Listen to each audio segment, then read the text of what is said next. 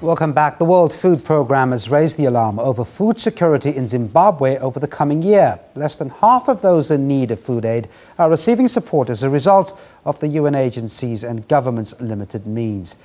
Well, the UN says the number of those facing hunger is likely to spike in the second half of the year as few food crops that were harvested run out. Zimbabwe has been forced to import grain as a result of widespread crop failure.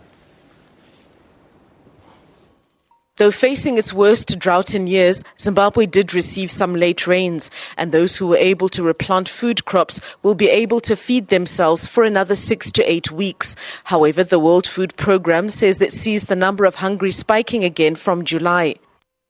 Security situation in Zimbabwe, moving from this month right up to March 2017, looks bleak.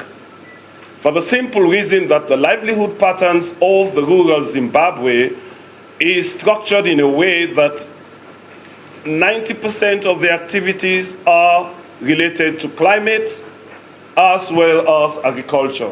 And if you miss the agricultural season, then livelihood opportunities are almost non-existent. The United Nations is appealing for $360 million in aid to feed the vulnerable groups following an extension of the hunger season by 12 months.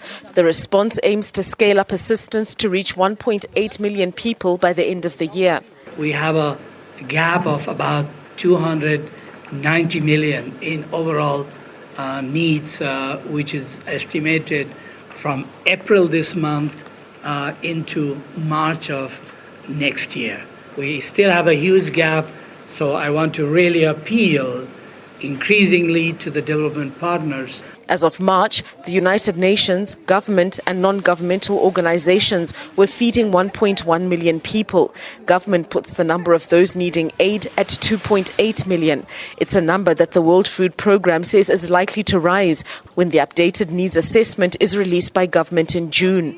It warns that the food security outlook could be more bleak for 2017. Experts believe that the El Nino drought that has swept across southern Africa over the last 2 years will likely be followed by La Nina-induced floods next year, and that more people are likely to need assistance.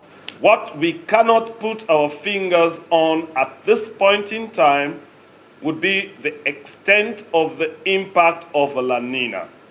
If that holds true, then we're looking at a completely different scenario, not just up to March 2017, but beyond.